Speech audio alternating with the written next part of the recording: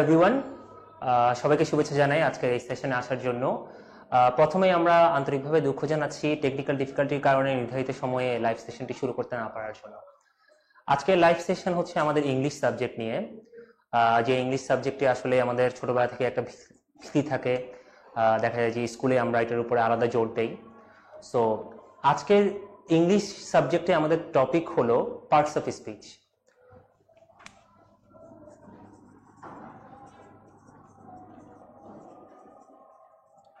So আমরা জানি সবাই যে পার্টস অফ স্পিচ হলো 8 ধরনের হয়। প্রথমে আগে আমাদেরকে জানতে হবে পার্টস অফ স্পিচ এটা জিনিসটা কি। আমরা একটা সেন্টেন্সে বিভিন্ন ধরনের শব্দ ব্যবহার করে থাকি। এক একটি ওয়ার্ডের এক এক ধরনের ব্যবহার কিংবা এক এক ধরনের ফাংশন আছে। সো পার্ট অফ স্পিচ বুঝায় যে একটি ওয়ার্ডের ফাংশনটা কি, কেন এই ওয়ার্ডটি এই সেন্টেন্সে এসেছে, এই ওয়ার্ড ছাড়া কি এই সেন্টেন্সটি হতে পারত কিনা। 1 নম্বর। 2 নম্বর হলো পার্টস অফ স্পিচে আমরা যে 8টা টাইপ দেখছি, প্রত্যেকটা টাইপের কিন্তু কিছু টেকনিক আছে, যে কখন আমরা নাউন ব্যবহার করব, কেন আমরা নাউন ব্যবহার করছি, কেন আমরা ভার্ব ব্যবহার করছি, এটসেট্রা। সো আজকে আমরা 1 বাই 1 দেখব যে প্রত্যেকটা আসলে কোনটা কি বোঝায়।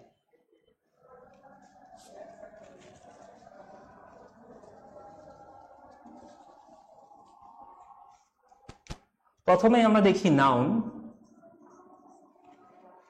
আমরা খুব সহজেই জানি যে নাউন বলতে আমরা বুঝি নামকে, কোনো কিছু, যে কোনো কিছু নাম হতে পারে। যেমন আজকে আমরা যেই মাধ্যমের সাহায্যে লাইভ সেশনটি নিচ্ছি সেই ফেসবুক, এই ফেসবুকও কিন্তু একটা নাম, এটাও নাউন। একইভাবে আমরা যেসব টেকনোলজি ইউজ করছি, যেসব টুলস ইউজ করছি, প্রত্যেকটা টুলসের নামকরণ হচ্ছে এক একটা নাউন। সো একইভাবে কিছু ক্ষেত্রে আবার ওইটি কোনো একটি অবজেক্টের নামের পরিবর্তে কোনো অ্যাবস্ট্রাক্ট জিনিসপত্রের নাম হতে পারে। যেমন ইলেকশন, যেমন ডেমোক্রেসি, কনভেনশন, এই জিনিসগুলো এক একটা সাবজেক্টের নাম, আসলে এগুলো কোনো অবজেক্ট, কোনো বস্তু, কোনো কিছুর নাম না। এই নাউনের মধ্যে আবার বিভিন্ন ধরনের প্রকারভেদ আছে। আমরা জানি common noun, proper noun, collective noun. আমরা ওইসব না দেখে আমরা আগে কিছু সিম্পল ইউজ দেখব। সবার আগে দেখব একটা সেন্টেন্সের 3টা ভাগ কি কি থাকে। আমরা সবাই জানি একটা সেন্টেন্সের ভাগ হচ্ছে 3টা, সাবজেক্ট, ভার্ব এবং অবজেক্ট। 3টি পার্ট একটি সেন্টেন্সের, সাবজেক্ট, ভার্ব এবং অবজেক্ট।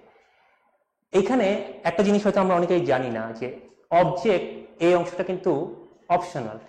অবজেক্ট ছাড়াও কিন্তু সেন্টেন্স হতে পারে, কিন্তু সাবজেক্ট এবং ভার্ব ছাড়া কখনো সেন্টেন্স হবে না। কিছু কিছু ক্ষেত্রে যখন নির্দেশ দেওয়া হয়, ফর এক্সাম্পল আমি আপনাকে বললাম স্পিক, নির্দেশ দেওয়া হচ্ছে বা অনুরোধ করা হচ্ছে স্পিক। সো এখানে কিন্তু কোনো সাবজেক্ট আপাত দৃষ্টিতে মনে হচ্ছে নেই, বাট এখানে আসলেই সাবজেক্ট আছে, সেটা হচ্ছে ইউ। কিন্তু একটা সেন্টেন্সের অবজেক্টটা এটা কিন্তু অপশনাল, এটা নট নেসেসারি থাকতেই হবে। এখন আমরা কমন একটা ভুল করি, আমরা অনেক সময় মনে করি একটা সেন্টেন্সের এই অংশটি অবজেক্ট, ওটা আসলে অবজেক্ট না, যেটা আমি এই সেশনের শেষের দিকে দেখাবো যে কিভাবে আমরা এই ভুলটা করি। কেন আমি সেন্টেন্সের এই 3টা অংশের কথা নিয়ে এসেছি, সাবজেক্ট, ভার্ব এবং অবজেক্ট? কারণ একটু আগে আমি আলোচনা করছিলাম নাউন নিয়ে, এবং এই সাবজেক্ট আর অবজেক্ট সবসময় নাউন অথবা প্রোনাউন হয়। আমরা যেহেতু প্রোনাউন একটু পরে আলোচনা করবো, আমরা আপাতত নাউন নিয়ে থাকি। মনে রাখতে হবে সাবজেক্ট এবং অবজেক্ট এই দুইটি অবশ্যই নাউন অথবা প্রোনাউন হবে।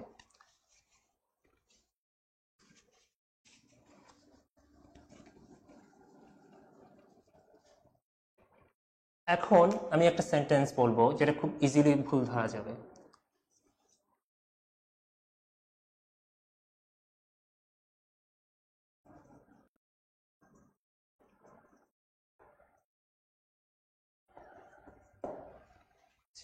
এখন এই সেন্টেন্সে আমি বলছি এই সেশনের আগে যে I will be conducting this session, এই সেশনটি আমি পরিচালনা করব। এখন এইখান থেকে যদি আমরা বিটা তুলে দেই, I will conducting this session, এটা একটা কমন ভুল যেটা আমরা ফেসবুকে বিভিন্ন স্ট্যাটাসে, বিভিন্ন কমেন্টে দেখে থাকবো, যে এই ধরনের ভুলগুলো আমরা করছি। এই ধরনের ভুলগুলোর কারণ হলো আমরা সেন্টেন্সের প্রত্যেকটা পার্ট অফ স্পিচ এটার কোনটার ব্যবহার কি এই জিনিসগুলো আসলে ঠিকভাবে বুঝে উঠতে পারছি না। যেমন এই জায়গাটায় আই হচ্ছে সাবজেক্ট, এই পুরো অংশটি ভার্ব এবং এই অংশটি হলো অবজেক্ট। একটু চিন্তা করে দেখি, আই একটু আগে বলছিলাম যে সাবজেক্ট হতে হবে নাউন অথবা প্রোনাউন। এখানে আমি আয়ের পরিবর্তে যদি আমার নামটি উল্লেখ করি, সাবজেক্ট হচ্ছে এখানে noun, object this session noun. এই সেন্টেন্সে অবজেক্ট অবশ্যই থাকতে হবে। আমরা এটাও আজকে লেসনে শিখবো যে কখন আমাদের অবজেক্ট অবশ্যই থাকতে হবে। আমরা কিভাবে বুঝবো এই সেন্টেন্সটি অবজেক্ট ছাড়া সম্পূর্ণ না।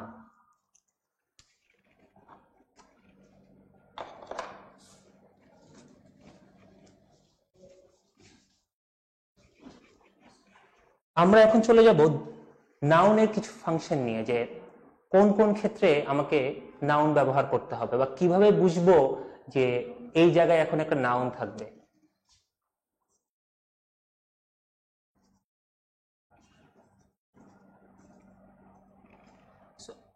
আই ওয়াজ এ গুড, এতটুকু যদি আমি লিখি, এটা আমরা যে কেউই বুঝতে পারছি যে আই ওয়াজ এ গুড এটি কোনো কমপ্লিট সেন্টেন্স না, এখানে কিছু একটা অবশ্যই প্রয়োজন। সো আমি দিয়ে দিলাম স্টুডেন্ট। এখন এই সেন্টেন্সটা যদি আমি এভাবে লিখতাম, আই ওয়াজ গুড, তখন কিন্তু সেন্টেন্সটা কমপ্লিট। এখানে কিন্তু আমাদের আর স্টুডেন্টটা আনার প্রয়োজন হচ্ছে না। সো এই সেন্টেন্সে কেন আমার স্টুডেন্টটা না আনলে সেন্টেন্স কমপ্লিট হচ্ছে না, আর এই সেন্টেন্সে না আনলেও কমপ্লিট হচ্ছে, এটার ডিফারেন্স হচ্ছে একটি বা একজন। এই ধরনের ওয়ার্ডগুলোকে আমরা বলছি ডিটারমাইনার, নির্দিষ্ট করে দিচ্ছে। এখানে যদি আমি না দিতাম, আই ওয়াজ গুড স্টুডেন্ট, এটা কখনোই কিন্তু ঠিক হতো না। কারণ যখনই আমি একটি নাউন ইউজ করব, যেখানে আমাকে অবশ্যই উল্লেখ করতে হবে যে এই নাউনটি কি বুঝাচ্ছে। ফর এক্সাম্পল, আমি বললাম আমি 5টি পেন্সিল কিনেছি, আই হ্যাভ বট 5 পেন্সিলস। যখন আমি 5 বলছি না, শুধু পেন্সিলস বলছি, শুধু পেন্সিল, তখন কিন্তু ওখানে কমপ্লিট হচ্ছে না। আই হ্যাভ বট 5 পেন্সিল, 5 দিয়ে আমি বলে দিচ্ছি আসলে কয়টা কিনেছি।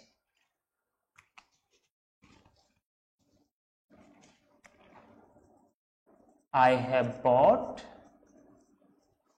pencil। এই সেন্টেন্স যদি কেউ শুদ্ধ বলে থাকে তাহলে আসলে এটা শুদ্ধ হবে না, কারণ এখানে অবশ্যই একটা ডিটারমাইনার লাগবে, হয় এ পেন্সিল অথবা 5 পেন্সিলস, 5টা পেন্সিল। এখান থেকে আমরা একটা জিনিস বলতে পারি, সেটা হলো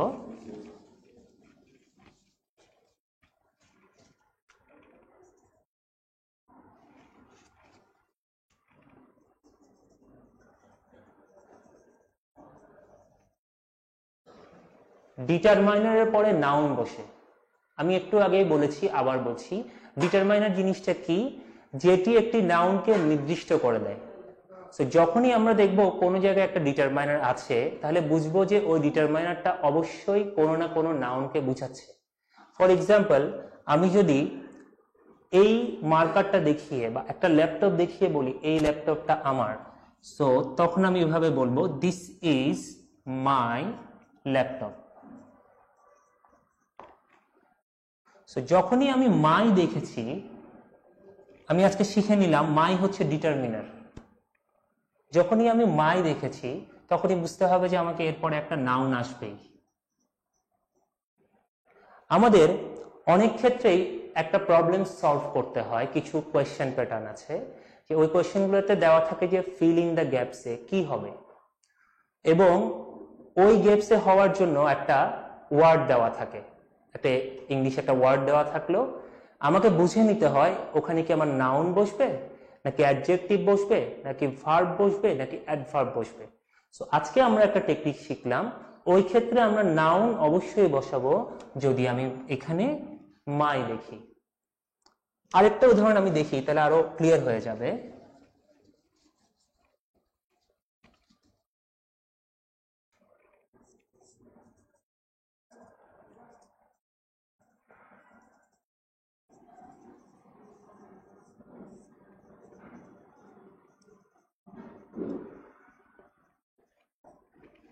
procrastinate. I was punished for my fill in the gap. ব্র্যাকেটে লেখা আছে procrastinate। আমাকে আনসার করতে হবে এখানে কি হবে। procrastinate শব্দের অর্থ হচ্ছে কালক্ষেপণ করা, দেরি করা। একটা কাজ আমার যে সময়ে করার কথা ছিল তার চেয়ে বেশি সময় আমি অবহেলা করে নিয়ে নিলাম। সো এই ক্ষেত্রে যেই মাত্র আমি মাই দেখতে পেলাম একটা ডিটারমিনার, সাথে সাথে আমি বুঝলাম যে এখানে procrastinate ওয়ার্ডটা নাউন হবে, which is procrastination. ওকে, আচ্ছা। সো আজকে তাহলে আমরা শিখলাম যে ডিটারমাইনার, যেটা আর্টিকেলও হতে পারে বা মাই, হার, হিজ এই টাইপের নাউন হতে পারে, পসেসিভ প্রোনাউন, ওই ক্ষেত্রে আমরা এর পরবর্তীতে নাউন বসাবো। আরেকটা হতে পারে প্রিপোজিশনের পরে। আমরা জানি প্রিপোজিশন হচ্ছে অফ, ফর, ওকে, ইন, এই টাইপের ওয়ার্ডগুলো। সো এখন আমি যদি এভাবে দেখি যে জিনিসটা, I was considered for promotion. এখন দেখেন ফর এটা একটা প্রিপোজিশন। যেই মাত্র আমি ফর ওয়ার্ডটি দেখেছি তখনই এইখানে আমাকে নাউন ইউজ করতে হবে, প্রমোশন। আমি যদি এখানে ফর প্রমোটেড দিই ওটিও ভুল, আমি যদি এখানে ফর প্রমোট দেই তাও ভুল। একমাত্র শুধুমাত্র নাউন বসালেই এই জিনিসটা আমাদের কারেক্ট হবে। তাহলে এই নাউন এতক্ষণ যা বললাম আমি যদি একটু সাম আপ করি, আমি খুব ইজিলি বুঝতে পারবো যে কখন কখন আমার নাউনটা ইউজ করতে হবে। এক, সাবজেক্ট এবং অবজেক্ট মানেই ওখানে নাউন আসবে, প্রোনাউনও আসতে পারে। দুই নম্বর হলো যখন আমরা দেখব আর্টিকেল আছে বা পসেসিভ প্রোনাউন, যেমন মাই, হার, হিজ এইসব আছে, এই সবগুলোকে আমি একসাথে বলছি ডিটারমাইনার। ওই ডিটারমাইনার থাকলে এরপরে আমার নাউন ইউজ করতে হবে। এবং লাস্টলি প্রিপোজিশন যখনই আমি দেখব, ম্যাক্সিমাম ক্ষেত্রেই প্রিপোজিশনের পর আমার নাউন ইউজ করতে হবে। এই তিনটি আমরা আজকে এখান থেকে দেখতে পেলাম।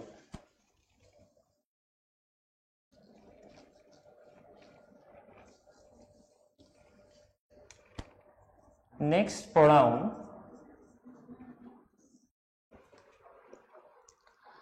আমরা নাউনের যদিও তিনটা ক্ষেত্রে নাউন ব্যবহৃত হবে শিখেছি, আরেকটি ওয়ে আছে, আরেকটা ক্ষেত্রেও বোঝা যায় যে এই ক্ষেত্রে নাউন বসবে, যেটা আমরা একটু পরে শিখবো, একটা পরের স্টেজে আসবে।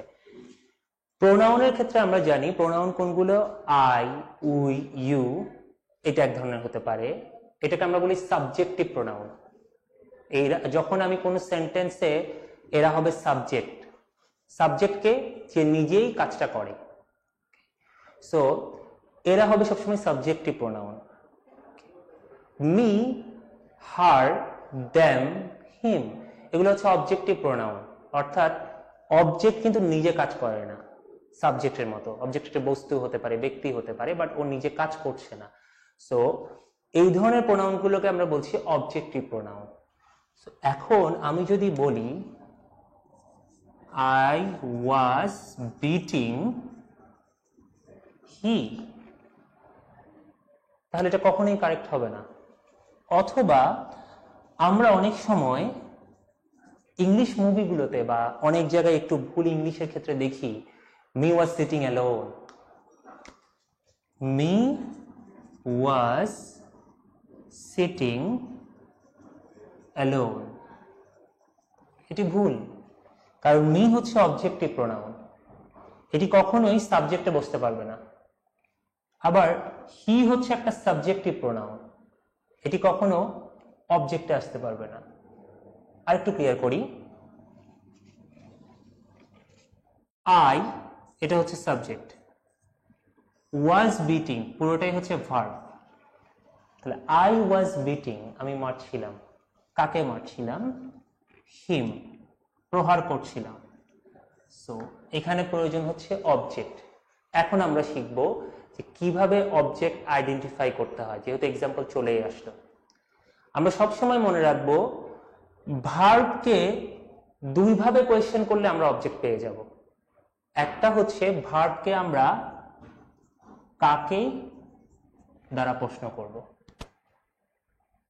আই ওয়াজ বিটিং হিম, আমি মারছিলাম, আমি প্রহার করছিলাম। কোয়েশ্চেন করলাম কাকে, ভার্বকে কোয়েশ্চেন করলাম কাকে প্রহার করছিলাম, আনসার আসলো হিম, তাহলে এটাই হচ্ছে অবজেক্ট। আরেকটা হতে পারে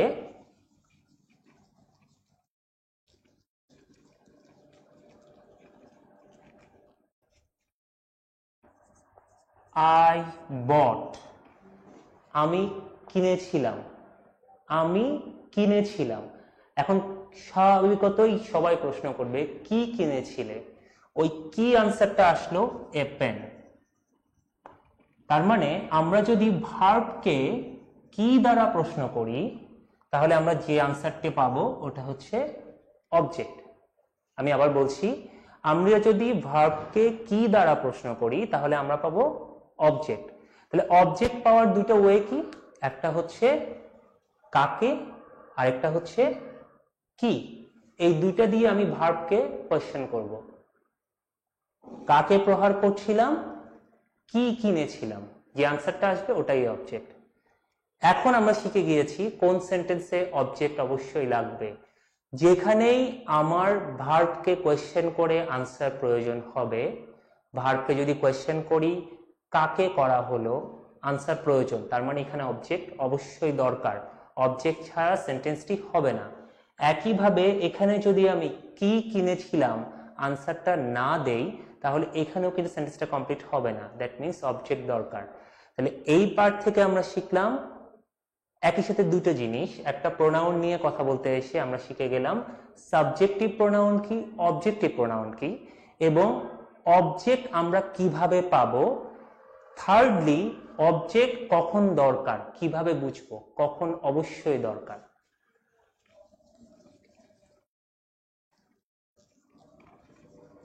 এখন আমরা দেখব প্রোনাউনের আরো কয়েকটি প্রকারভেদ আছে।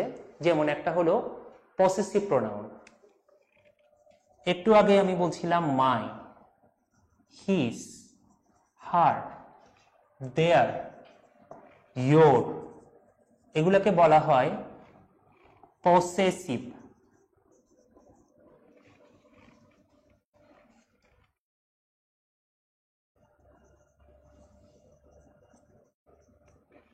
Possessive pronoun.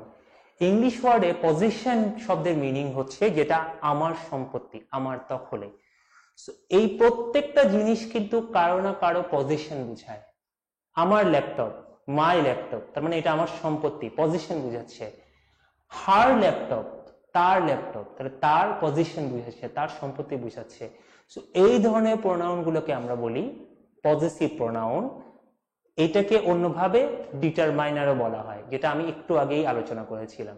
সো এগুলো একই সাথে পজিটিভ প্রোনাউন, একই সাথে ডিটারমাইনার।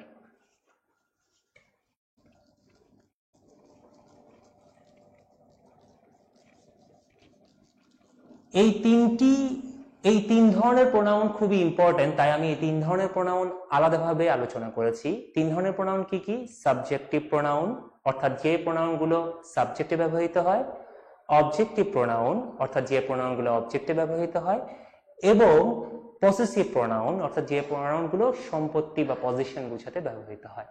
এর বাইরে রিফ্লেক্সিভ প্রোনাউন আছে, রিলেটিভ প্রোনাউন আছে, যেগুলো আলাদা, স্পেশালি রিলেটিভ প্রোনাউনের জন্য আলাদা একটা অধ্যায় আসলে বরাদ্দ। আলাদা একটি লেসনের মাধ্যমে রিলেটিভ প্রোনাউনের সম্পূর্ণ জিনিসগুলো বোঝানো হলে আরো ভালো, যেটা আজকে এই সেশনে আমরা কভার করছি। আমাদের পার্ট অফ স্পিচের থার্ড থিং হলো অ্যাডজেক্টিভ। অ্যাডজেক্টিভ এই ওয়ার্ডটা আমরা বাংলা ব্যাকরণে শিখে এসেছি বিশেষণ। আমরা অ্যাডজেক্টিভটা সবচেয়ে বেশি ইউজ করি মানুষের প্রশংসা করার জন্য, গুণাগুণ বলার জন্য। অবশ্যই তার প্রশংসার বিপরীতটা করার জন্য অ্যাডজেক্টিভ ইউজ করি, বাট আমি এখানে পজিটিভ সেন্সে নিয়ে আসলাম। অ্যাডজেক্টিভ বুঝায় একজন ব্যক্তি বা অথবা একজন বস্তু এটা কেমন, কি ধরনের। যেমন আজকে আপনি চিন্তা করলেন মোবাইল নেবেন, তো বন্ধুদের সাথে আলোচনা করলেন আমি একটা মোবাইল কিনবো, কি মোবাইল কিনবো, হঠাৎ করে ও বলে ফেললো আইফোন। আপনি জিজ্ঞেস করলেন আইফোন কেন বা আইফোন কেমন, কি ধরনের। সো সে এক কথায় বলল এক্সেলেন্ট, চমৎকার। সো এইখানে এক্সেলেন্ট ওয়ার্ডটা হচ্ছে অ্যাডজেক্টিভ। নাউন নিয়ে আলোচনা করার সময় আমি বলেছিলাম যে তিন টাইপের ওয়ার্ড দেখলে আমি বুঝতে পারবো যে এরপর নাউন আসবে। কি কি আমি আরেকবার বলছি। একটি হলো যদি সাবজেক্টে কোনো ওয়ার্ড ইউজ করতে হয় অথবা অবজেক্টে নাউন প্রয়োজন। যদি কোনো ডিটারমাইনার দেখি তাহলে বুঝবো তার পরবর্তীতে একটা নাউন আসবেই। এবং থার্ডলি হচ্ছে আমরা দেখেছি যে এবং এখানে আমি নতুন একটা প্রকার নিয়ে আসছি যে অ্যাডজেক্টিভ। হ্যাঁ, অ্যাডজেক্টিভ এর পরে সবসময় কিন্তু আমাদের নাউন আসতে হবে, এটা ফোর্থ প্রকারটা আর কি। ফর এক্সাম্পল, একটু আগে আমি উদাহরণ দিয়েছিলাম যে I was a good student. সেখানে দেখেন গুড হচ্ছে অ্যাডজেক্টিভ। যেই মাত্র আমি অ্যাডজেক্টিভ দেখলাম এরপর যে ওয়ার্ডটা যদি আমার বসাতে হয় কোনো ওয়ার্ড, তাহলে ওই ওয়ার্ডটা অবশ্যই হবে নাউন। ওই ওয়ার্ডটা হবে অবশ্যই নাউন। তাহলে আমরা একই সাথে এখানে দুইটা জিনিস শিখতে পারি দুই দিক থেকে। একটি হলো নাউনকে বুঝাতে হলে আমার যে ওয়ার্ডটা ইউজ করতে হবে ওটা হচ্ছে অ্যাডজেক্টিভ। কেমন স্টুডেন্ট, কি ধরনের স্টুডেন্ট, ভালো স্টুডেন্ট, গুড। উল্টোভাবে বলতে পারি যখন আমরা একটা অ্যাডজেক্টিভ ইউজ করব এর পরবর্তীতে যদি কোনো নাউন ইউজ করতে হয়, যদি হয় তাহলে ওটি হবে নাউন। কোনো ওয়ার্ড ইউজ করতে হলে ওটা নাউন হবে, অন্য কোনো ওয়ার্ড এখানে ইউজ করা যাবে না পার্ট অফ স্পিচ। সো এই চার ধরনের ওয়ার্ডের ক্ষেত্রে পরবর্তী যে ওয়ার্ডটা আসে ওটাই হয় নাউন।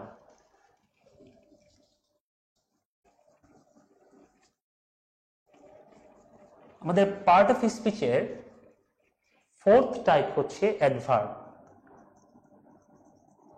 এবং আমি আজকের লেসনের শেষে দেখাবো কিভাবে মানুষ অ্যাডভার্বকে অবজেক্টের সাথে গুলিয়ে ফেলে, একটা উদাহরণ দিয়ে বলবো। তার আগে আমরা অ্যাডভার্ব বুঝি। অ্যাডভার্ব কি? অ্যাডভার্ব হচ্ছে যে ওয়ার্ডটা কোনো অ্যাডজেক্টিভকে বোঝায়। কেমন অ্যাডজেক্টিভ? যেমন আমি বললাম আইফোন ভালো, আমাকে জিজ্ঞেস করা হলো আইফোন কেমন ভালো, আমি বললাম আইফোন অনেক ভালো, ভেরি গুড। এখানে ভেরিটা হচ্ছে অ্যাডভার্ব। আবার হতে পারে অ্যাডভার্ব কোনো ভার্বকেও বোঝাতে পারে। যেমন আই ওয়াজ ড্রাইভিং, আমাকে জিজ্ঞেস করা হলো তুমি কিভাবে গাড়ি চালাচ্ছিলে, ধীরে না দ্রুত? আমি বললাম আই ওয়াজ ড্রাইভিং ফাস্ট। এখানে ফাস্ট হচ্ছে অ্যাডভার্ব যেটা বোঝাচ্ছে ড্রাইভিংকে, যে কিভাবে ড্রাইভিং করছিলে। লাস্টলি দেখা যাচ্ছে যে একটি অ্যাডভার্ব এটা আবার অন্য অ্যাডভার্বকে বোঝাতে পারে। যেমন আমি বললাম যে আই ওয়াজ রাইটিং ফাস্ট, আমি দ্রুত লিখছিলাম। আমাকে বলা হলো কত দ্রুত লিখছো, আমি বললাম যে very fast, very quickly. So আমরা শিখলাম তিনটা জিনিস এখান থেকে শিখলাম। কি কি? একটি হলো অ্যাডভার্ব একটি অ্যাডজেক্টিভকে বুঝায়, অ্যাডভার্ব একটি ভার্বকে বুঝায়, অ্যাডভার্ব একটি অন্য অ্যাডভার্বকে বোঝায়। এবং প্রত্যেকটা ক্ষেত্রেই আমরা কিন্তু কোয়েশ্চেন করছি যে কিভাবে। For example, iPhone is good, iPhone খুবই ভালো। কেমন ভালো, কি ধরনের ভালো, সেইখানে আমরা কেমন কোয়েশ্চেন করছি, নেচারটা। সো খুবই ভালো, ভেরি ওয়েল। একইভাবে আমি জিজ্ঞেস করলাম যে আই ওয়াজ ড্রাইভিং, আমি গাড়ি চালাচ্ছিলাম, কিভাবে? এখানে আমি আনসার করলাম ফাস্ট, FAST, ফাস্ট, খুব দ্রুত। সো এটাও একটা অ্যাডভার্ব, কারণ আনসার দিচ্ছে, ভার্বকে কোয়েশ্চেন করে আনসার দেওয়া হচ্ছে। লাস্টে আমি জিজ্ঞেস করলাম যে আই ওয়াজ রাইটিং ফাস্ট, কত দ্রুত তুমি লিখছিলে? বললো ভেরি ফাস্ট। সো এখানে ভেরিটা আবার অ্যাডভার্ব, কিন্তু এই ভেরি ফাস্টকে বোঝাচ্ছে, ফাস্ট বোঝাচ্ছে রাইটিংকে। সো এইখানে হচ্ছে ডিফারেন্স। আমরা কেন এই জিনিসটা বললাম এটার একটু পরে একটা যে নিয়ে আসতেছি, সেটা হলো 3 ধরনের অ্যাডভার্ব হয়। আমি আবার বলছি 3 ধরনের অ্যাডভার্ব হয়। একটা হয় অ্যাডভার্ব অফ টাইম, সময়। যেমন আজকে আমরা এই লাইভ সেশনটি নিচ্ছি, কখন নিচ্ছি? ইন দি ইভিনিং, সময়। সো যখন আমি একটি ভার্বকে কোয়েশ্চেন করব, আস্ক ভার্ব when, তখন আসবে টাইম। আমি আবার বলছি, যখন আমরা ভার্বকে জিজ্ঞেস করব when, তখন যে আনসারটি আসবে ওটা হচ্ছে adverb of time. Again number 2, adverb of place, স্থান। কোন স্থানে? আজকে আমরা এই লাইভ সেশন নিচ্ছি, লেটস সে আজকে আমরা ঢাকায় বসে এই লাইভ সেশন নিচ্ছি। সো কোন স্থান? ইন ঢাকা। সেখানে ইন ঢাকা, ঢাকা শব্দটি হচ্ছে নাউন, কিন্তু যখন আমরা ইন ঢাকা বলছি তখন হলো অ্যাডভার্ব অফ প্লেস।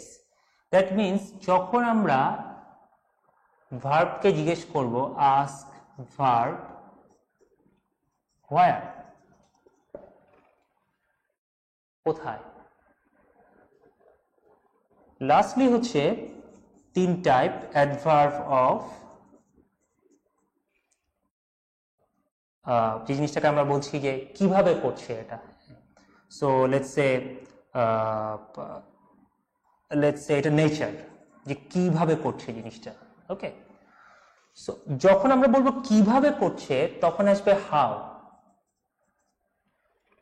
যে একটু আগে যে আনসারগুলো আসছিল, যে ফাস্ট, কিভাবে গাড়ি চালাচ্ছিলে, খুব দ্রুত।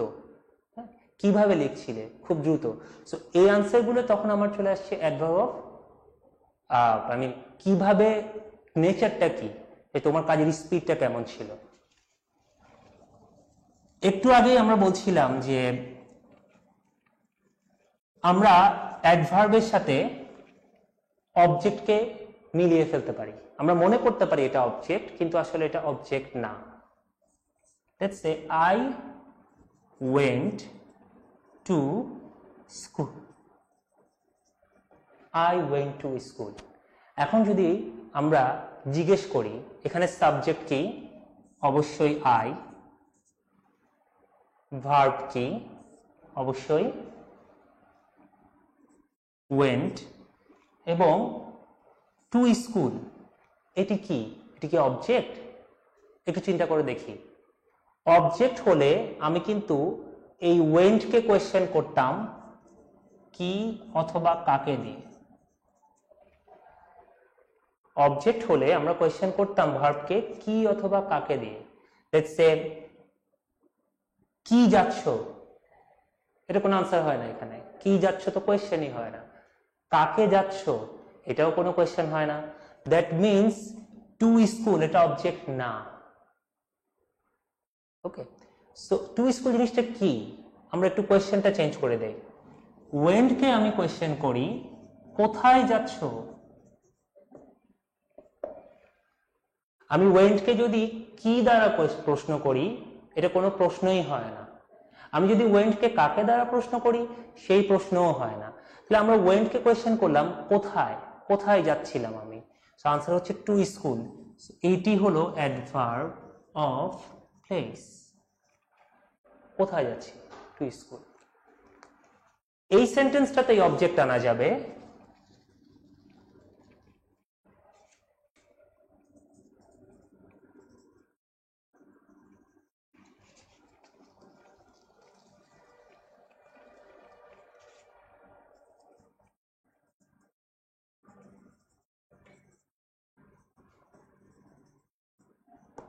I was taking my brother to school. এখানে I হচ্ছে সাবজেক্ট, was taking নিয়ে যাচ্ছিলাম। এই নিয়ে যাচ্ছিলামকে যদি এখন আমি কি দ্বারা প্রশ্ন করি, কি নিয়ে যাচ্ছিলাম, এখানে কিন্তু উত্তর নেই, কারণ কি উত্তর আসে একটা বস্তুর। কি দিয়ে একটি উত্তর আসে যেটা হবে একটা বস্তু। আমি এখানে নিয়ে যাচ্ছিলাম একজন ব্যক্তিকে, তো প্রশ্ন করলাম কাকে নিয়ে যাচ্ছিলাম, আনসার হচ্ছে মাই ব্রাদার, এটি হবে অবজেক্ট। লাস্টলি কোথায় নিয়ে যাচ্ছিলাম, টু স্কুল, এটি হলো অ্যাডভার্ব। আশা করি আজকের লেসনের পরে আমরা এই মিস্টেকটি কখনোই করব না যে আমরা একটা সেন্টেন্সে যে জিনিসটাকে আসলে অবজেক্ট ভাবছি একবার আমরা ভার্বকে প্রশ্ন করে নিব। যদি কি দিয়ে প্রশ্ন করে এবং কাকে দিয়ে প্রশ্ন করে উত্তর পাওয়া যায় তাহলে আমরা বুঝবো যে এটি আসলেই অবজেক্ট। আর যদি এই দুটো দিয়ে উত্তর না পাই তখন আমরা ভার্বকে কোয়েশ্চেন করব কখন অথবা কোথায় অথবা কিভাবে দিয়ে। তাহলেই আমরা আসলে বুঝতে পারবো যে এই জিনিসটা কি অ্যাডভার্ব নাকি এটি অবজেক্ট।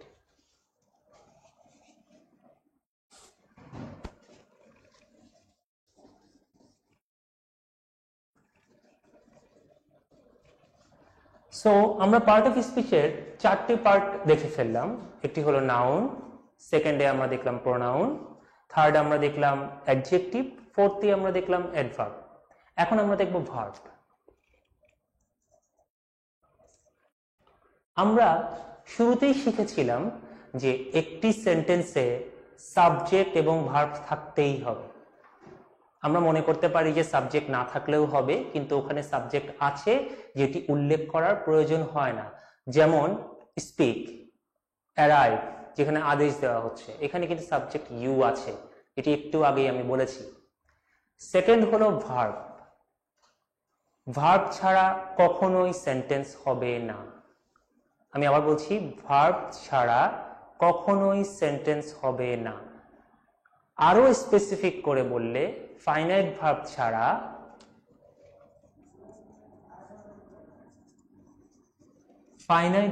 ছাড়া কখনো সেন্টেন্স হবে না। এই মুহূর্তে হয়তোবা আমরা একটু থামতে হবে আমাদেরকে। কেন থামতে হবে? ভার্ব ছাড়া সেন্টেন্স হবে না এটা তো আমরা অনেকেই জানি সম্ভবত। তো ফাইনাইট ভার্বটা কি এই জিনিসটা হয়তো আমরা অনেকেই প্রথমবারের মতো শুনছি, অথবা অনেকবার পড়ে থাকলেও আমরা কখনোই ক্লিয়ার ছিলাম না আসলে ফাইনাইট ভার্ব জিনিসটা কি। প্রথমে একটা কথা বলে রাখি, সেটা হচ্ছে যখন জিজ্ঞেস করা হবে কোনো কিছুর সংজ্ঞা অথবা কোনো ডেফিনেশন, কখনো এটার বাংলা মিনিং বলা সমীচীন নয়, কারণ আমার কাছে এটার বাংলা অর্থ জানতে চাওয়া হয়নি, আমার কাছে জানতে চাওয়া হয়েছে এটির সংজ্ঞা, জিনিসটা কি। তো যখন বলবে আমাকে জিনিসটা কি, তখন আমি উদাহরণ দিয়ে বলবো, অথবা তার সংজ্ঞাটা বলবো, অথবা তার ফাংশন, কাজগুলো কি তা বলবো। আজকে আমি ফাইনাইট ভার্বের ক্ষেত্রে জিনিসটা বলবো এইভাবে যে ফাইনাইট ভার্বগুলো কোনটা কোনটা ফাইনাইট ভার্ব। এক নম্বর ফাইনাইট ভার্ব হচ্ছে ভার্বের প্রেজেন্ট ফর্ম। আচ্ছা আসি, ভার্বের প্রেজেন্ট ফর্ম কোনটা? আমরা ক্লাস 4-5-এ থাকতে শুরু করেছিলাম এইভাবে শিখা, do, did, done, go, went, gone, এইভাবে যে প্রেজেন্ট ফর্ম, পাস্ট ফর্ম এবং past participle. Present form, past form এবং past participle. So present form হচ্ছে এক ধরনের ফাইনাইট ভার্ব। আমি আবার বলছি, ভার্বের প্রেজেন্ট ফর্ম, যেটাকে আমরা সংক্ষেপে V1ও বলে থাকি জাস্ট প্রকাশ করার জন্য, বাট এভাবেই শিখি আমরা, প্রেজেন্ট ফর্ম এটি ছাড়া কখনো আমাদের একটি সেন্টেন্স হবে না, কারণ এটি একটা ফাইনাইট ভার্ব। একটি না একটি ফাইনাইট ভার্ব সেন্টেন্সে থাকতেই হবে। দ্বিতীয়টি হলো auxiliary verb. Auxiliary verb, auxiliary শব্দের বাংলা অর্থ হচ্ছে সহায়ক ভার্ব, যে ভার্বটি সহায়তা করে। যেমন আই এম মেক হয় না, হয় আই এম মেকিং। এখানে শুধু মেকিং এম ছাড়া কখনোই আসতে পারতো না। আমি আবার লিখছি জিনিসটা সুবিধার জন্য, I am making A report or creating a report. খেয়াল করে দেখেন, এইখানে যদি আমি এম ওয়ার্ডটা বাদ দিয়ে দিই, আই মেকিং এ রিপোর্ট, হয় না সেন্টেন্স। এখানে মেকিং কে সাহায্য করছে এম, এম ছাড়া মেকিং কখনো আসতে পারবে না। কারণ হলো এম হচ্ছে finite verb, auxiliary verb. Finite verb ছাড়া কখনো একটি সেন্টেন্স হবে না। আমরা আজকে বারবার এই জিনিসটা মাথার মধ্যে নিয়ে নেই যে ফাইনাইট ভার্ব ছাড়া কখনো সেন্টেন্স হবে না। এখন আসি আমরা থার্ড টাইপে। থার্ড টাইপটা আসলে আগেই বলা উচিত ছিল, সেটা হচ্ছে পাস্ট ফর্ম। আমি আবার বলছি পাস্ট ফর্ম কোনটা, একটু আগেই বলেছিলাম do, did, done, go, went, গান। প্রথমে বললাম ডু, এটা প্রেজেন্ট ফর্ম, ডিড এটা পাস্ট ফর্ম, ডান এটা নিয়ে একটু পরে আলোচনা করছি। সো ডিড হচ্ছে আমাদের পাস্ট ফর্ম। সো আমরা আজকে লিটারেলি ভালোভাবে জেনে নিব এবং মনে রাখবো যে ফাইনাইট ভার্ব কোন কোন ধরনের ভার্বগুলা finite verb: present form, auxiliary verb, past form. Present form, past form, auxiliary verb, এই তিনটার একটি ছাড়া কখনোই একটি সেন্টেন্স হবে না। আমি আবারও বলছি, এই তিনটির একটি ছাড়া কখনো সেন্টেন্স হবে না, যেটা আমরা একটু পর আরো কিছু উদাহরণের মাধ্যমে দেখব।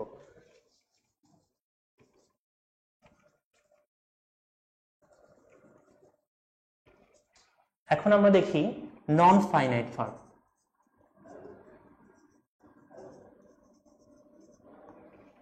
নন ফাইনাইট ভার্বগুলো কি কি? আচ্ছা, নাম্বার 1, প্রেজেন্ট পার্টিসিপল। একটু পরে ব্যাখ্যা করছি প্রেজেন্ট পার্টিসিপল কি। Number 2, past participle. and number 3, infinitive। একটা জিনিস খেয়াল করে রাখবেন যে আজকের এই লেসনে আমরা কিন্তু শুধু ফাইনাইট ভার্ব কি নন ফাইনাইট ভার্ব কি তা শিখছি না, সেই সাথে এটাও শিখছি কখন কোনটি ব্যবহৃত হয়। স্পেশালি নন ফাইনাইট ভার্বের ক্ষেত্রে জানা খুবই প্রয়োজন যে কখন কোনটি ব্যবহৃত হয়। এটি কেন বলছি? আমি বলেছি ফাইনাইট ভার্ব হলো প্রেজেন্ট ফর্ম। এটা কখন ব্যবহার করব? প্রেজেন্ট টেন্সে, যেটা আমরা এখন করছি বা সব সময় করি, রাইট? আচ্ছা, এখন করি বা সব সময় করি। সেকেন্ড হলো পাস্ট ফর্ম, যেটা আমি আগে করেছিলাম, ওকে। এন্ড থার্ডলি হচ্ছে অক্সিলারি ভার্ব, সহায়ক ভার্বগুলো, যেটা আরেকটি ভার্বকে সাহায্য করার জন্য আসে। নন ফাইনাইট ভার্ব কি? প্রথম হলো পাস্ট পার্টিসিপল। একটু আগে বলেছিলাম do, did, done, go, went, গান। এই 3 নম্বর ক্যাটাগরিটাকে আমরা বলছি পাস্ট পার্টিসিপল। তাহলে প্রেজেন্ট পার্টিসিপল কি? প্রেজেন্ট পার্টিসিপল হচ্ছে যখন আমরা ভার্বের সাথে আইএনজি ব্যবহার করি। ক্রিয়েটিং, মেকিং, লেকচারিং, বোর্ডিং, এই টাইপের বিভিন্ন ওয়ার্ড যখন আমরা আইএনজি ব্যবহার করি তখন এটাকে আমরা বলি প্রেজেন্ট পার্টিসিপল। থার্ডলি হলো ইনফিনিটিভ। ইনফিনিটিভ হচ্ছে যখন আমরা টু যুক্ত ভার্বের প্রেজেন্ট ফর্ম ইউজ করি। For example, to make, to do, to create. আবার বলছি, to make, to do, to create. So এই ওয়ার্ডগুলো যখন আমরা ভার্বের প্রেজেন্ট ফর্মের আগে টু আনি তখন কিন্তু ওটাকে আমরা বলি ইনফিনিটিভ। এখন আমরা শিখবো আমরা কোনটি কখন ইউজ করব।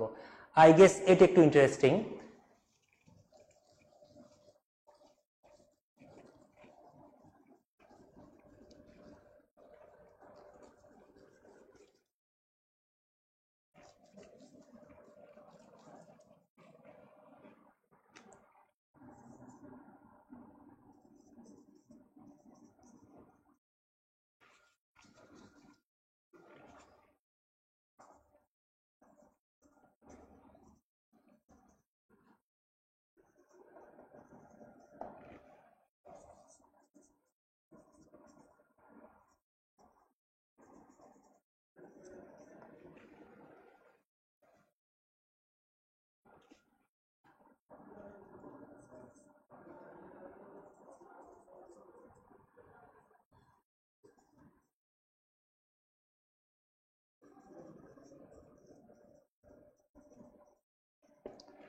প্রথম সেন্টেন্সটি আমি দেখি, I watched a bird flying.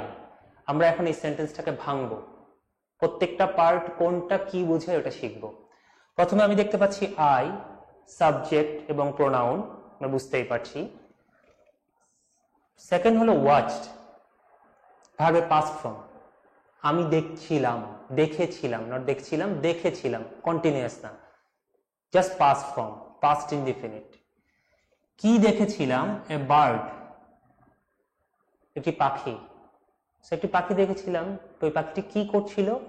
Flying, উড়ে যাচ্ছিল। এখানে আমি পেয়েছি একটি সাবজেক্ট, যেহেতু এটা পাস্ট ফর্ম, এটা হচ্ছে ফাইনাইট ভার্ব, এই ভার্বটা ছাড়া এই সেন্টেন্সটা কমপ্লিট হতো না। যেমন আমি যদি বলতাম I watching a bird flying, তাহলে এটা ভুল ইংলিশ। আই ওয়াজ ওয়াচিং বললে হতো, যে ফাইনাইট ভার্ব আমার লাগবেই। ওকে, এবং এ বার্ড এখানে অবজেক্ট। ফাইনালি ফ্লাইংটা কি? ফ্লাইং হচ্ছে এখানে non finite verb, present participle. কেন এখানে ইউজ হয়েছে একটু পরে বুঝাচ্ছি। সেকেন্ড এক্সাম্পলে আসে, I saw a boy beaten. I subject, saw দেখেছিলাম, ফাইনাইট ভার্ব যেহেতু পাস্ট ফর্ম, এ বয় একটি বালককে, একজন বালককে।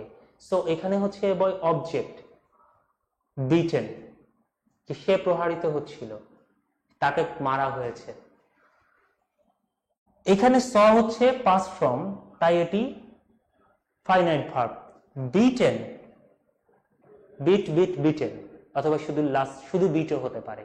সো এই বিটেন এটা হচ্ছে পাস্ট পার্টিসিপল, তাই এটি হলো এখানে non finite verb. Lastly I went there to meet my grandpa.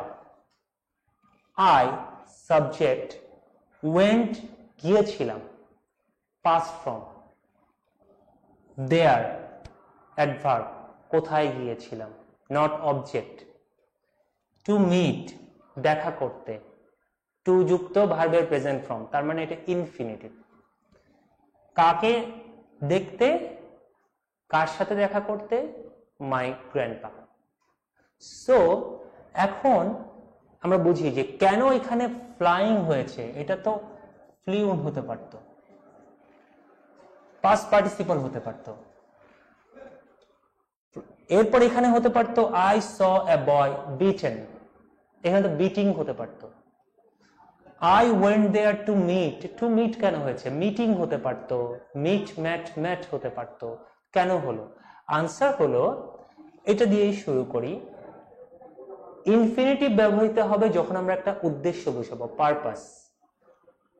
পারপাসটা আমরা কিভাবে বুঝবো? ভার্বকে কোয়েশ্চেন করব, কেন আমি গিয়েছিলাম, কেন গিয়েছিলে, যে আনসারটা আসবে ওই আনসারটি হবে ইনফিনিটিভ, উদ্দেশ্য বুঝাবে। আমি আবার বলছি, ভার্বকে যখন আমরা কেন দিয়ে কোয়েশ্চেন করব, তখন ওটি হবে ইনফিনিটিভ, টু যুক্ত ভার্ব। এবার এখানে দেখি, এখানে ফ্লাইং কেন হয়েছে, পাস্ট পার্টিসিপল কেন হয়নি? বিকজ আমি যে পাখিটাকে দেখছিলাম, পাখিটা নিজে নিজেই উঠছিল, ওকে কিন্তু ওড়ানো হচ্ছিল না, রাইট? সো এইখানে আমরা ছোটবেলায় শিখে এসেছি voice, active voice, passive voice. এই ভয়েসটা কি অ্যাক্টিভ নাকি প্যাসিভ, এটা বোঝানোর জন্য কিন্তু আমরা ভার্বের সাহায্য নেই। ভার্ব দিয়ে আমরা বুঝি সাবজেক্ট নিজেই কাজটি করছে না ওকে করানো হচ্ছে। এভাবে আমরা অ্যাক্টিভ ভয়েস, প্যাসিভ ভয়েস বুঝি। এইখানেও জিনিসটা সেম। আমি যে অবজেক্টটার কথা বলছি, এখানে এটা সাবজেক্ট হিসেবে কাজ করছে এই ভার্বটার জন্য। এই বার্ড সে কি নিজেই উঠছিল না তাকে উড়ানো হচ্ছিল? আনসার হচ্ছে অ্যাক্টিভ। একটি পাখি নিজে নিজেই উড়ে, সে নিজেই কাজটি করছে, এই কারণে এখানে হবে প্রেজেন্ট পার্টিসিপল, ভার্বের আইএনজি। আমি আবারও বলছি, প্রেজেন্ট পার্টিসিপল আমরা ব্যবহার করব যখন আমরা বুঝবো এই ভার্বটি কাজ যিনি করছে তিনি নিজে নিজেই করছেন। সো ওই ক্ষেত্রে আমরা ভার্বের আইএনজি ব্যবহার করব।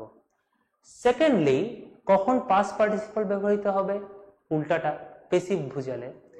প্যাসিভ কিভাবে বুঝাচ্ছে? বালক নিজেকে নিজে মারছে, এটা এখানে তা বুঝাচ্ছে না। এখানে বোঝানো হচ্ছে যে বালকটাকে কেউ মারছে, বালকটি প্রহারিত হচ্ছে। সো এই কারণে এখানে হচ্ছে এটা পাস্ট পার্টিসিপল। যেমন আমি যদি আরেকটা উদাহরণ দেই, আজকেই আমি একটা ইনসিডেন্টের শিকার হতে পারতাম, ওই ইনসিডেন্টটার উদাহরণ দিয়ে বলি। আজকে যখন আমি এখানে আসলাম, আমি বাইকে আসছিলাম, পাঠাও রাইডে। সো আমার বাইক, আমি আসার পর দেখলাম যে আমার ব্যাগের চেন খোলা, যেখানে ল্যাপটপ ছিল। দ্যাট মিনস কেউ হয়তোবা চেষ্টা করেছিল, অথবা আমি ভুলেই খোলা রেখেছি, আমি জানি না, হয়তোবা কেউ চেষ্টা করেছিল ওই চেনটা খোলার এবং ল্যাপটপটা নেওয়ার, বা ব্যাগে মূল্যবান কিছু থাকলে ওটা নেওয়ার। সো যাই হোক, আল্লাহর মতো নিতে পারে নাই। যদি চুরি হতো তাহলে আমি বলতাম মাই ল্যাপটপ ওয়াজ স্টোলেন। এই সেন্টেন্সটা বানানো একদম সোজা, যেহেতু এটা প্যাসিভ ভয়েস। এখন আমি অন্যভাবে বলবো, I found my laptop stolen or broken. আমি আমার ল্যাপটপটাকে খুঁজে পেলাম এসে যে এটা না, ওটা চুরি হয়ে গেছে বা ওটা ভেঙে গেছে।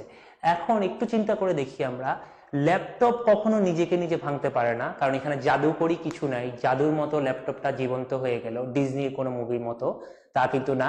এবং ব্রোকেন, একটা ল্যাপটপ কখনো নিজেকে নিজে ভাঙতে পারে না, সেম জিনিস। সো এখানে আমরা পেসিভ বুঝতে পারছি। যখন এই ভার্বটি দিয়ে পেসিভ কিছু বুঝাবো, তখন এখানে পাস্ট পার্টিসিপল হবে। নট স্টিলিং, যেহেতু ল্যাপটপ নিজেকে নিজে চুরি করতে পারে না। নট ব্রেকিং, ল্যাপটপ নিজেকে নিজে ভাঙতে পারে না। সো এটি হবে স্টোলেন অ্যান্ড ব্রোকেন। তাহলে ভার্ব থেকে আমরা আজকে খুবই একটি ইম্পর্টেন্ট জিনিস শিখলাম, যে এই জিনিসটা শেখার মাধ্যমে আমরা ফেসবুকের কিছু স্ট্যাটাসের ভুল ধরব। আমরা ফেসবুকে প্রায় সময় ভাবে দেখি যে আই ওয়াজ গ্রান্টিং স্কলারশিপ।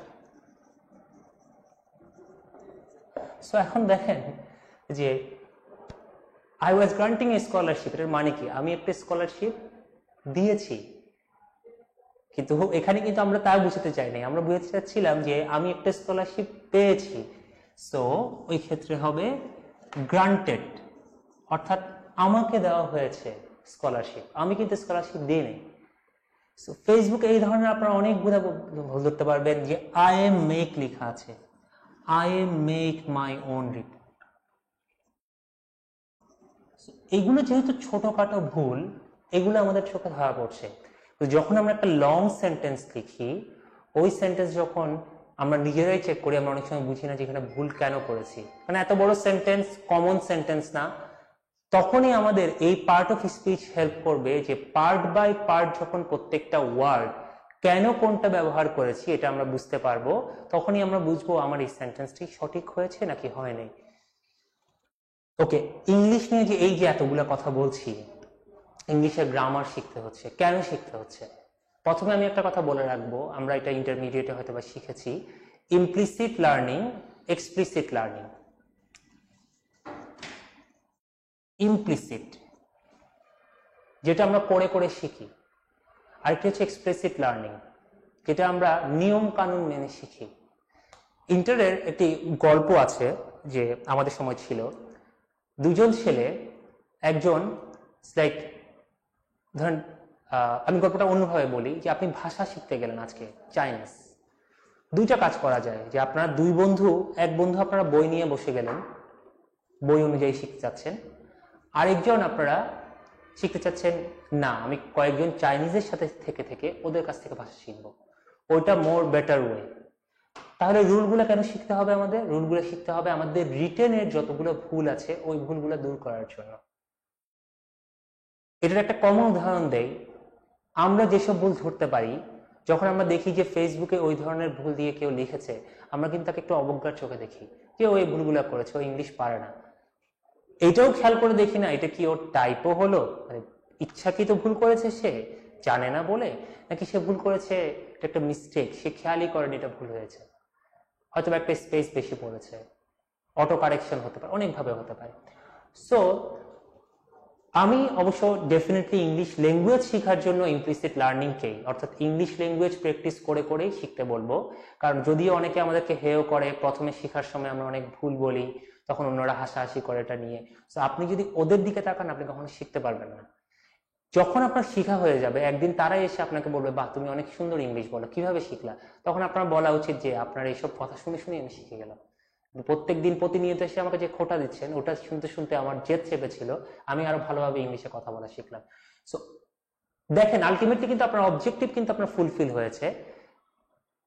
সমস্যাটা কোথায় হয়েছে? সমস্যা হচ্ছে তার এইসব কথায় কান দেওয়ার কারণে আপনি কয়েক মাস পিছিয়ে গেছেন। এটা কয়েক মাস আপনার আগে আসার কথা ছিল। এত ভালো ইংলিশ আপনি আরো আগে পারতেন। আর গ্রামাটিক্যাল রুল, কারেক্ট গ্রামার হচ্ছে কিনা, এটা স্পিকিং এর চেয়ে রিটেনে আরো বেশি জরুরি। এই জন্যই আমরা গ্রামাটিক্যাল রুলস, আজকে যে পার্ট অফ স্পিচ শিখলাম, সেন্টেন্সের প্রত্যেকটা অংশ, এই জিনিসগুলো আমরা এই জন্যই দেখবো, ভালোভাবে জেনে রাখবো, সো দ্যাট আমি যখন একদিন কোনো একটা জায়গায় কোনো একটা আর্টিকেল লিখবো, কোনো একটা কাজের জন্য কোনো একটা রিপোর্ট লিখবো, আমি নিজেই দেখে যাতে বুঝতে পারি এখানে কোনো ভুল নেই, যাতে আমার টিচারের ইমপ্রেশন বা আমাকে যিনি ইভালুয়েট করছেন ওনার ইমপ্রেশন আমার প্রতি অনেক হাই হয়, যে না ছেলেটা অনেক ভালো পারে, স্টুডেন্টটা অনেক, মেয়েটা অনেক ভালো পারে। সো আমরা পার্ট অফ স্পিচের 5টি পার্ট দেখলাম। আবার বলছি, নাউন, প্রোনাউন, অ্যাডজেক্টিভ, অ্যাডভার্ব এবং ভার্ব। বাকি 3টি আমি এত ডিটেলস না বলে শর্টকাট বলে যাব। একটি হলো কনজাংশন,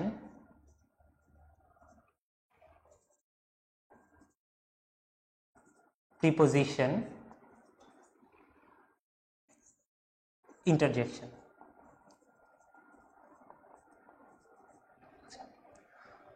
এই 3টা পার্ট অবশ্যই ইম্পর্টেন্ট, কিন্তু not as important as the first 5 once.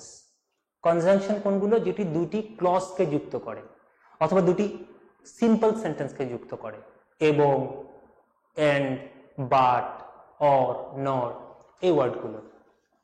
Preposition কোনগুলো? প্রিপোজিশন হচ্ছে কনজাংশন, হোয়ার, হোয়েন, এগুলোও হতে পারে। প্রিপোজিশন হচ্ছে ইন, অফ, একটু আগে যেগুলো আমি বলছিলাম, প্রথমে একটা উদাহরণ দিয়েছিলাম, অফ দিয়ে, ফর দিয়ে, ইন, অফ, ফর, টু, এগুলো হচ্ছে প্রিপোজিশন। আর ইন্টারজেকশন হচ্ছে যেগুলো আমরা দুঃখ প্রকাশ করার জন্য কিছু ওয়ার্ড ইউজ করি, ফর এক্সাম্পল আলাস, আলাস, তারপরে ইউজ করি ওয়াও। আমাদের এক্সপ্রেশনের জন্য আমরা যে ওয়ার্ডগুলো ইউজ করি ওগুলো হচ্ছে ইন্টারজেকশন।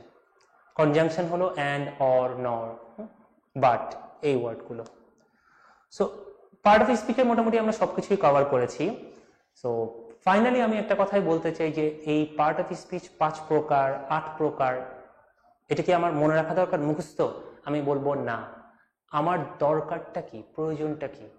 একটাই আমার উদ্দেশ্য, আমি যখন যে কোনো জায়গায় একটা ইংলিশে কিছু লিখবো, সেটা ইমেইল হোক, সেটি আমার পরীক্ষার খাতায় কোনো লেখা হোক, অথবা কারো উদ্দেশ্যে কোনো চিঠি হোক, যাই হোক, ওই ইংলিশে আমি আমার নিজের ভুলগুলো ধরে শুদ্ধভাবে লিখতে পারছি কিনা। তো এটা করে কি লাভ? ওই আবারও বলছি, ইমপ্রেশন। আমি যত ভালো লিখবো আমাকে ততই হাই রিগার্ড করা হবে। স্টুডেন্টরা অনেক সময় ভাইয়াদেরকে জিজ্ঞেস করে, ভাই আপনারা এই কাজগুলো কিভাবে পারেন, আপু আপনারা এই কাজগুলো কিভাবে পারেন, কিভাবে করছেন? যে কাউকে যদি আপনি জিজ্ঞেস করেন যে আপনি এত সুন্দর করে কিভাবে এই জিনিসটা বানান, আপনি কিভাবে এই কাপড়টা বানান, কারণ সে পরিশ্রম করে, কষ্ট করে, নিজের ভুলগুলো ধরে ধরে এই জিনিসগুলো শিখে এসেছে। এই এতগুলো কাজের ফসল হচ্ছে আজকের এই সাকসেস, যার জন্য আমরা গিয়ে তাকে জিজ্ঞেস করছি, আপু এত সুন্দর করে আপনি কাপড়টা কিভাবে বানান, এত সুন্দর করে আপনি কিভাবে জিনিসটা লিখেন। এটা কিন্তু একদিনে আসেনি, কষ্ট করতে করতে এসছে। আমরা অফেন একটা জিনিস ভুল বলি, আমরা সবসময় বলি ওর মেধা, ও তো অনেক মেধাবী, ওর সাথে আমি পারবো না। অ্যাবসলিউটলি রাবিশ, ভুল কথা। মেধাবী এটার চেয়েও বেশি ইম্পর্টেন্ট হচ্ছে পরিশ্রম করা, কতটুকু ডেডিকেশন আমি দিচ্ছি, এটার পিছনে আমার ইচ্ছা আছে কিনা, আমি এটার পিছনে অদম্য কিনা। কারণ যে জিনিসটা আমি ভালোভাবে চাই, আমি যদি মুখে বলি আমি আসলেই চাই এই জিনিসটা, কিন্তু এর পিছনে আমি কোনো কষ্ট করলাম না, কারো কাছে গেলাম না, তাকে জিজ্ঞেস করলাম না কিভাবে তুমি পেরেছো। আমরা গিয়ে জিজ্ঞেস করি উল্টা, এটা ভাই আমি তো পারতেছি না, এটা একটু করে দাও। একটা মাছ ধরার গল্প ছিল ওটার মতো, যে এক লোক দেখলো যে তার পাশের জন কোনো মাছ ধরতে পারেনি, সে একের পর এক মাছ ধরে গেছে। সো দয়া করে সে পাশের জনকে মাছ দিতে গেল। পাশের জন যে কথাটা বললো যে আমার মাছ লাগবে না, তুমি আমাকে দেখিয়ে দাও যে মাছ কিভাবে ধরতে হবে।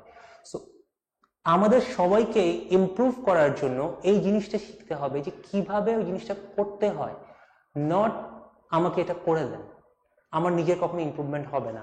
সো ইংলিশের আজকে আমি বেসিক একটি পার্ট নিয়ে আলোচনা করলাম, আশা করি পরবর্তীতে আরো অনেক কিছু আপনারা শিখবেন। বাট আমি চাই যে একটা জিনিস আমরা সবাই ফলো করি, যে না আমাদের খাটতে হবে, কথা বলতে হবে, জিনিসগুলো দেখতে হবে, শিখতে হবে। আর সবচেয়ে বড় কথা, এখন ইন্টারনেটের যুগ, সবাই মোবাইলে ইন্টারনেট নিয়ে বসে আছে, ইন্টারনেটের নাই এমন কিছু নাই, কোনো বই লাগবে না। হঠাৎ করে একটা কোয়েশ্চেন মাথায় আসলো, আচ্ছা এটার পর কি ফর হবে নাকি অফ হবে নাকি টু হবে নাকি বাই হবে, সেন্টেন্সটা লিখে সার্চ দিয়ে দেন গুগলে, কারেক্ট আনসার কেন, সবকিছু রিজন দিয়ে দিবে। সো এইভাবেই আমাদেরকে আসলে শিখতে হবে, কষ্ট করতে হবে, কোনো কিছু আসলে কষ্ট ছাড়া হবে না। সো সো ধন্যবাদ সবাইকে আজকের এই লাইভ সেশনে থাকার জন্য। দেখা হবে, ধন্যবাদ।